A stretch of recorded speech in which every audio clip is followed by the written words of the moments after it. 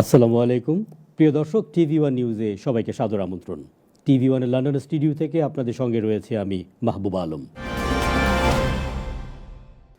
Tower hamlets council Whitechapel sports সেন্টারে অতিরিক্ত ৮০,০০০ pound বিনিয়োগে দুটি নতুন কাস্টমাইজড অ্যাসপেন সাউনা স্থাপন করেছে।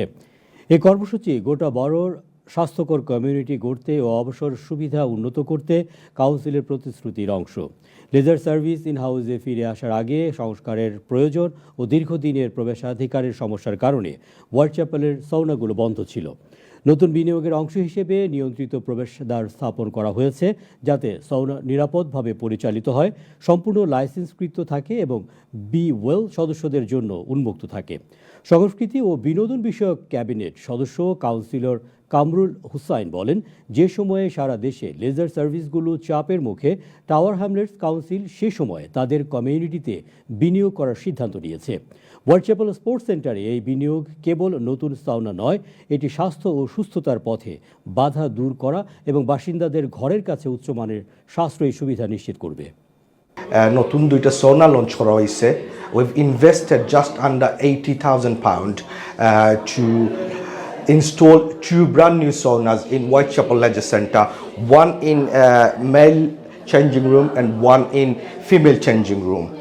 We invested millions of pounds to support our residents, to bring back Leisure Centre to public hands, to support our residents' well-being.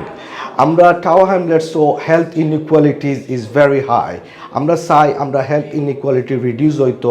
We want our residents to be more active, live a healthy lifestyle.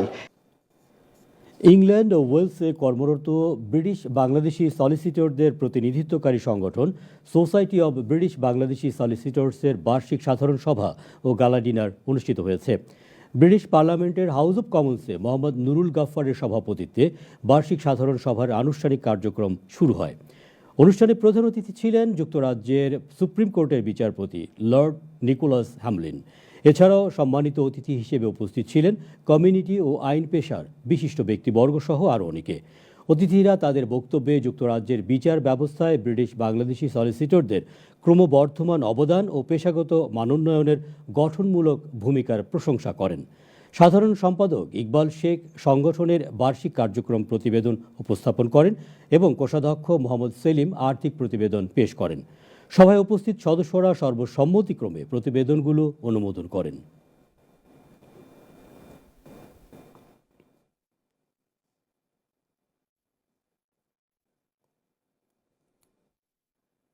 অসহায় মানুষের কল্যাণে বাড়িঘর, school ও বিশুদ্ধ পানির প্রকল্প এবং খাবার পরিবেশন সহ নানান প্রকল্প গ্রহণকারী চ্যারিটি সংস্থা হাউস অফ গিভিংয়ের এক চ্যারিটি ফান্ড রাইজিং ও ডিনার অনুষ্ঠিত হয়েছে।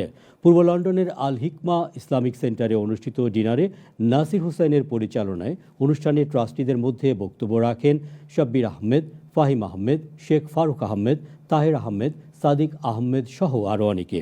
এ সময় বক্তারা আন্তর্জাতিক ও স্থানীয় পর্যায়ে মানবিক চ্যালেঞ্জ মোকাবেলায় সম্মিলিত উদ্যোগ ও দানের গুরুত্ব তুলে ধরলে প্রত্যাশার চেয়েও বেশি তহবিল সংগ্রহ হয়।